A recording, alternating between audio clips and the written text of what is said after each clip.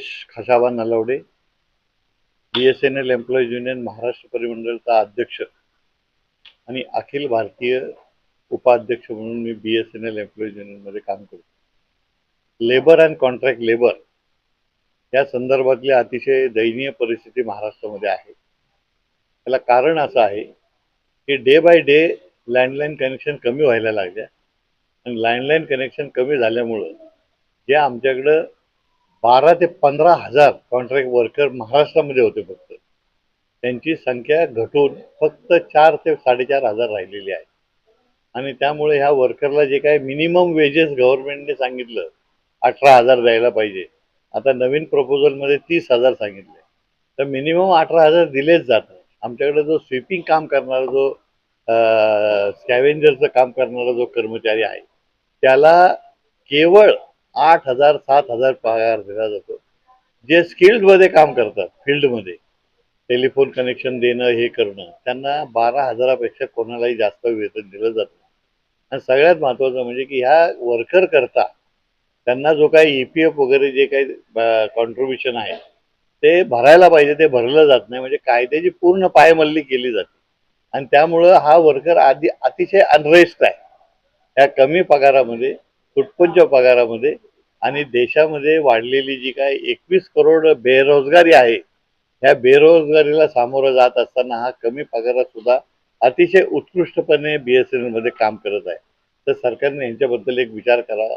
त्याचप्रमाणे BSNL मधले जे रेग्युलर कर्मचारी आहेत हे गेले 10 वर्ष, जवळजवळ 2017 पासून ते आता 2025 पर्यंत सतत संघर्ष. 1 जानेवारी 2017 ते जानेवारी आत्ताचा 25 या 9 वर्षाच्या पिरियडमध्ये भरपूर भांडणं केली, भरपूर आंदोलनं केली. पे रिव्हिजन मिळायला पाहिजे, सर्व कर्मचाऱ्यांना मिळाले, सर्व बँकांना मिळाले, इन्शुरन्सला मिळाले, फॅक्टरीजला मिळाले, यामिन्सला मिळाले, ॲम्युनेशन फॅक्टरीला मिळाले, रेल्वेला मिळाले, केंद्रीय कर्मचाऱ्यांना मिळाले. आमची तर डिमांड नव्हती BSNLचं कॉर्पोरेशन करायची. गव्हर्नमेंटची इच्छाशक्ती होती की हे कॉर्पोरेशन केल्यावर टेलिकॉम सेक्टरमध्ये क्रांती घडली जाईल. आपण म्हणून जे 37 रूल खाली आम्हाला सरकारने प्रोटेक्शन दिलं होतं की या खात्याचं खाजगीकरण होणार नाही.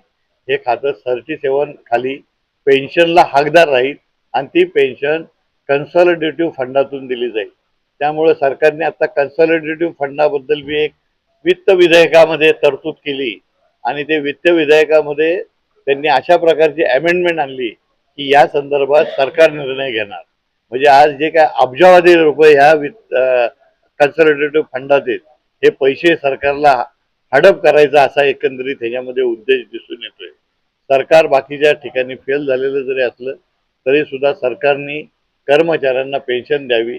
आमदार खासदार या सर्वांना 25,000 पेन्शन वाढवली. पण BSNL जी कंपनी आहे, ज्या कंपनीला बिल्टअप केलं, ह्या देशामध्ये ज्या वेळेला सुविधा नव्हत्या त्या सर्व सुविधा जनतेपर्यंत मिनिमम पोहोचवल्या, ग्रामपंचायतीपर्यंत पोहोचवल्या. टेक्नॉलॉजीमध्ये BSNLचा वाटा अतिशय मोठा असताना सुद्धा सरकार BSNLला सापत्नपणाची वागणूक देत आहे. ती त्यांनी थांबवावी आणि यांचं वेतन करार ताबडतोब करावा.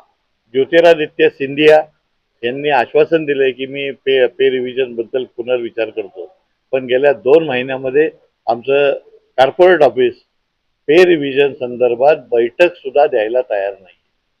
म्हणजे अशा प्रकारची उदासीनता या सरकारकडून आम्हाला कर्मचाऱ्यांना मिळत आहे. कॉन्ट्रॅक्ट लेबरला कुठलंही प्रोटेक्शन न देता त्याला त्रास देणं, त्याला वेतन कमी देणं, हे सगळं संगनमताने चाललेलं षडयंत्र आहे. कॉन्ट्रॅक्ट लेबरची नेक्स्ट स्टेप क्विक लेबर आणायचा आहे आणि हा क्विक लेबर आणायचा म्हणजे एखादं काम प्रोजेक्ट केला की त्याचा रोल संपला, हे होता कामा नये. जसं आपण झोमॅटो वगैरे पाहिलं, याच्यामध्ये क्विक लेबर आलाय, तोच क्विक लेबर ह्या BSNL मध्ये आणायचं एक षडयंत्र चाललेलं आहे. आणि ही सगळी भांडवलदार मिश्रित अर्थव्यवस्था जी आपण निर्माण करत आहोत, त्याच्यामुळं देशाची लोकशाही धोक्यात आलेली आहे. ही लोकशाही चांगली राहण्यासाठी कर्मचाऱ्यांचे वेतन, कर्मचाऱ्यांना मिळणारे सुविधा ह्या अबाधित राहाव्यात, जेणेकरून बेरोजगारी कमी होऊ शकेल. BSNL जर फुल प्लेसमध्ये सरकारने चालवलं तर किमान 4 लाख लोकांना रोजगार या BSNL मध्ये पुन्हा प्रस्थापित होऊ शकतात. यही काळजी सरकारने घ्यावी अशीच मी आपल्याला आपल्या मार्फत विनंती करत आहे.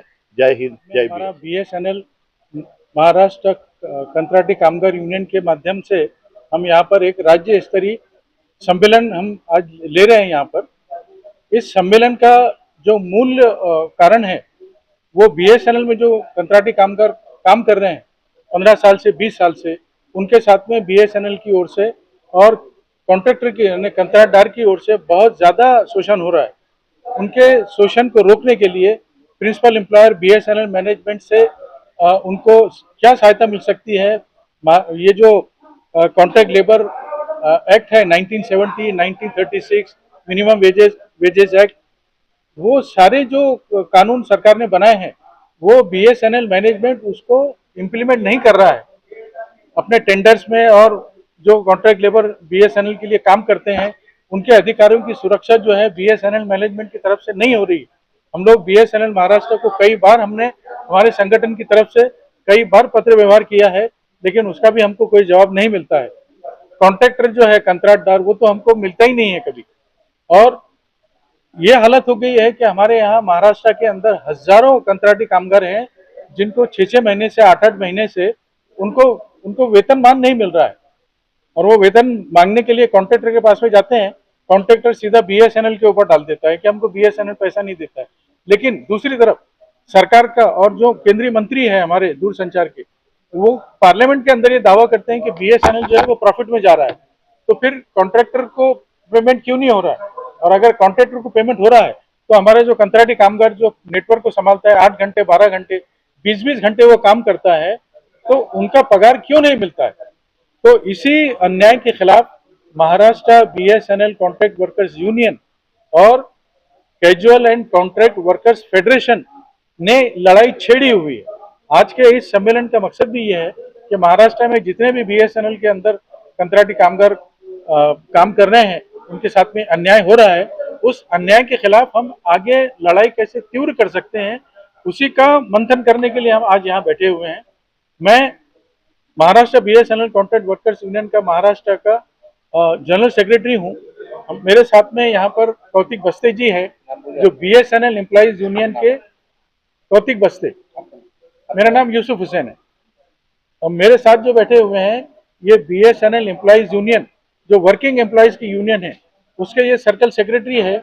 इनका भी काम जो है ये जो वर्किंग एम्प्लॉय है उनके बारे में तो ये बात करते ही करते हैं, लेकिन BSNL में जो कंत्राटी कामगार करते हैं उनके ऊपर होने वाले अन्याय के खिलाफ भी ये जो हमारा BSNL एम्प्लॉइज यूनियन है जो हमारा मातृ संगठन है, हम उसी के छत्र छाया में हम ये एक प्लेटफॉर्म हमने किया हुआ है कंत्राटी कामगार का। तो इनका भी हमको भरपूर सपोर्ट मिलता है। और हम जो कंत्राटी कामगार की जो संगठन है वो जो वर्किंग एम्प्लॉइज की संगठन है उनके सहायता से उनके आर्थिक और बाकी हर प्रकार के सहयोग से हम लोग काम कर रहे हैं। और ये दोनों संगठन जो है ये वचनबद्ध है कि जितने भी कामगार हमारे यहाँ कंत्राटी पद्धति पर काम कर रहे हैं उनको न्याय दिलाना हमारा कर्तव्य है। औरंगाबादच्या ऐतिहासिक नगरीमध्ये कॅज्युअल कॉन्ट्रॅक्ट वर्कर फेडरेशनचं अधिवेशन आपण इथे या सभागृहामध्ये भरवलंय। या अधिवेशनामध्ये आमचे महाराष्ट्रातील प्रत्येक जिल्ह्यामधून कॅज्युअल कॉन्ट्रॅक्ट वर्कर जे आलेले आहेत हे, परत आमचे नेते आहेत, आमचे जनरल सेक्रेटरी अनिमेश मित्रा दिल्लीवरून आलेले आहेत, आमचे उपाध्यक्ष नलावडे साहेब आणि ते महाराष्ट्र परिमंडळ BSNL एम्प्लॉयी युनियनचे अध्यक्ष आहेत ते आलेले आहेत, आमचे डेप्युटी जनरल सेक्रेटरी नवी दिल्ली जॉन वर्गीस जी ते इथे आलेले आहेत आणि इतर आमचे काही रिटायर कर्मचारी सुद्धा इथे आलेले आहेत। एकच उद्देश या कर्मचाऱ्यांना एकत्र करण्याचा की BSNL मध्ये जवळजवळ 25 ते 20 वर्षापासून 30 वर्षापासून काही वर्कर्स काम करतात, पण त्यांना कुठलीही जॉब सिक्युरिटी तर नाहीच, जॉब सिक्युरिटी तर सोडाच, पण त्यांनी जे काम केलेलं आहे त्या कामाचा मोबदला पूर्ण त्यांना मिळत नाही, त्यांच्यावरती अन्याय अत्याचार होत आहेत, त्यांना मग कामावरून काढून टाकण्याची धमकी दिली जाते। युनियनकडे आले तर त्यांना कॉन्ट्रॅक्टर सांगतो की तू उद्यापासून कामावर यायचं नाही आणि त्यांचं शोषण चाललेलं एक प्रकारे। एक आपण ह्या उघड्या डोळ्याने आम्ही वर्किंग एम्प्लॉईज आहेत, आम्ही हे उघड्या डोळ्याने त्यांच्यावरचा अन्याय बघू शकत नाही, म्हणून BSNL एम्प्लॉयी युनियनने पुढाकार घेऊन या लोकांना जो न्याय मिळवून देण्यासाठी प्रयत्न करत आहे। म्हणून त्यांचं एक कॅज्युअल कॉन्ट्रॅक्ट वर्कर फेडरेशन नावाचं आम्ही एक नवीन असोसिएशन स्थापन केली, त्याचे जनरल सेक्रेटरी कॉम्रेड आमचे यूसुफजी हुसैन आहेत त्यांना आम्ही त्यामध्ये नियुक्त केलं आणि ते चांगल्या प्रकारे केलबोर कमिशनरकडे ते इश्यू टेकअप करतायत. परंतु कॉन्ट्रॅक्टर आणि ऑफिसरांची जे BSNL मध्ये ऑफिसर्स आहेत त्यांची मिलीभगत असल्यामुळे या कर्मचाऱ्यांना न्याय मिळत नाही. सरकारचे जे कायदे आहेत, आता कामगार कायदे बदलले चालले, त्याच्यामध्ये तुम्ही आंदोलन करू शकत नाही, तुम्ही गेट मिटिंग करू शकत नाही, अशा प्रकारचे सरकारने आमच्यावर दबाव आणण्याचं काम केलेलं आहे. त्यासाठी सुद्धा आम्ही आता लढतो आहे. आणि हे सुद्धा म्हणजे वर्किंग एम्प्लॉयला तर न्याय मिळतच नाही, पण कंत्राटी कर्मचाऱ्यांना जर व्यथा बघितल्या मग आमच्या व्यथा त्यांच्यापेक्षा फार कमी वाटतात.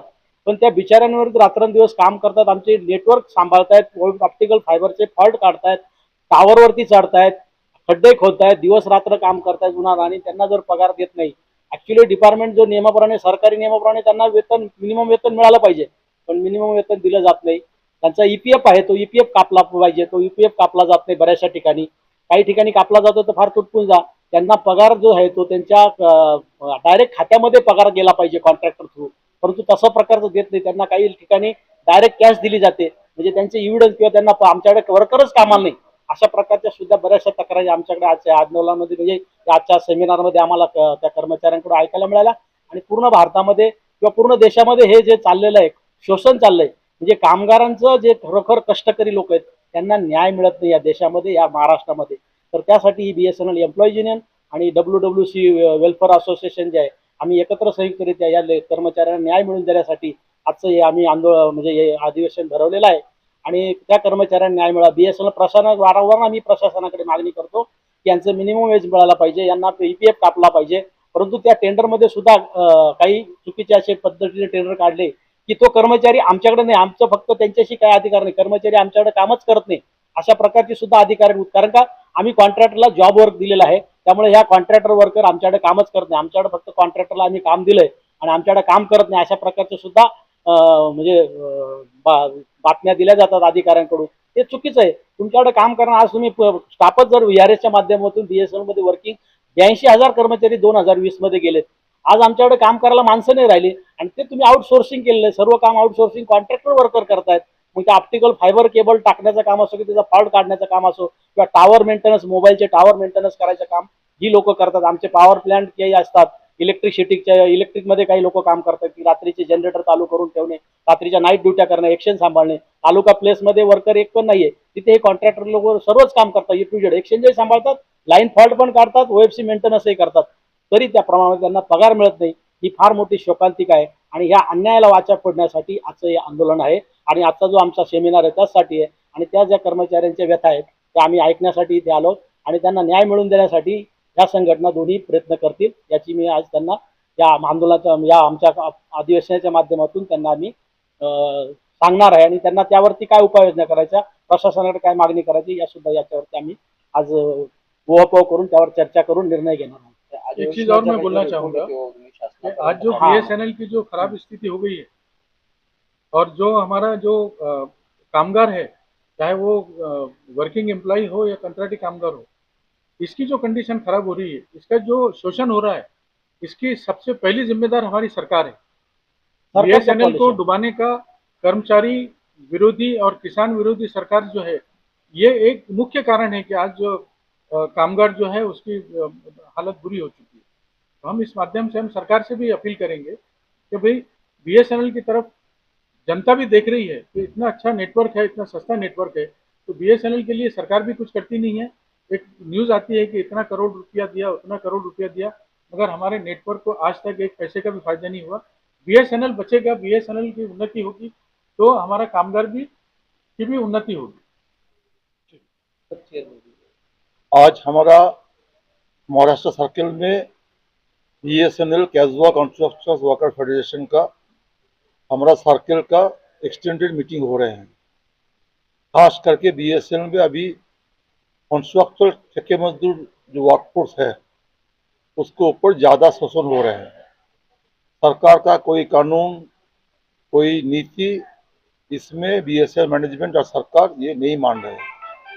खास करके अभी हमारा सेंट्रल गवर्नमेंट जो एक कानून बनाए हैं जिसको बोलते हैं लेबर कोड बिल, उसमें देश का पुराना जो 29 जो लेबर एक्ट था इसको बदल करके इन्होंने अभी लागू कर दिया, 4 लेबर कोड लागू कर दिया। हम लोग आज चर्चा किए हैं। इसमें कर्मचारी लोग इतना दिन से जो उनको मिल रहा था minimum wage, EPF, ESI, social securities, right to work, right to struggle, right to fight, right to form the union, ये सब ये सरकार इस नया कानून से वो बंद कर दिया।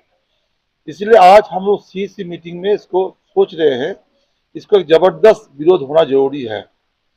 खास करके आप लोग को पता होगा कि हमारा देश का 100 ऑल सेंटर ट्रेड यूनियंस इन्होंने एक हड़ताल का फैसला किया है 20 में। तो हम लोग कॉन्ट्रैक्चुअल कैजुअल लेबर ठेके मजदूर जो लोग हैं, हम लोग भी आज फैसला करेंगे कि पूरा देश जब ये हड़ताल में जा रहे हैं, खास करके महंगाई जिस तरीके से अभी आगे बढ़ रहे हैं, बीएसएल में अभी परमानेंट स्टाफ 75% घट गया। एक जमाना में बीएसएल में 2 लाख कर्मचारी काम करते थे, अभी ओनली 50,000 वर्कफोर्स काम कर रहे हैं। 4G भी नहीं मिला, 5G नहीं मिला। इसलिए आज मीटिंग में हम लोग ये भी आवाज उठा रहे हैं, जब बीएसएल सरकार का अपना कंपनी है, मालिक खुद सरकार है, फिर भी उनको 4G भी नहीं मिल रहे, 5G भी नहीं मिल रहे। विदेशी कंपनी को 5G का काम शुरू हो गया, लेकिन बीएसएल सरकार अभी तक इनको कोई हेल्प नहीं कर रहे हैं। खास इसीलिए हमारा जो contractual casual labour outsourcing staff लोग है, हम लोग भी ये मांग है कि बीएसएल का सरकार का जो अपना कंपनी है, उनको सरकार को एक मदद मिलना चाहिए। आज का मीटिंग की इम्पोर्टेंट इश्यूज ये भी है कि बीएसएल एम्प्लॉइज यूनियन जो रेगुलर कर्मचारी का जो रिकॉग्नाइज्ड यूनियन है, ये भी आज इस मीटिंग का एक बड़ा एक रोल निभा रहे हैं, क्योंकि in Maharashtra circle BSL employees union उन्होंने फैसला किए हैं कि कल से जो संघर्ष कॉन्ट्रैक्टर ठेके मजदूर लोग करेंगे, उसको साथ बीएसएल एम्प्लॉइज यूनियन रहेगा। हमारा मांग यही है, कोई कॉन्ट्रैक्चुअल लेबर को छटती नहीं करना चाहिए। हमारा मांग ये है कि उनको ईपीएफ, पीएसआई, मिनिमम वेज मिलना चाहिए। हमारा मांग ये है कि बीएसएल का सर्विस अच्छा होना चाहिए, इम्प्रूव होना चाहिए, कस्टमर लोग के पास जाना चाहिए, और उसमें कॉन्ट्रैक्चुअल कैजुअल ठेके मजदूर को सही ढंग से यूज करना चाहिए। ये हमारा आज का मीटिंग का मेन इश्यूज है, हमने चर्चा की है। आपका नाम? अनिमेश मित्र, बीएसएल कैजुअल कॉन्ट्रैक्चुअल ठेका मजदूर फेडरेशन का सेक्रेटरी जनरल।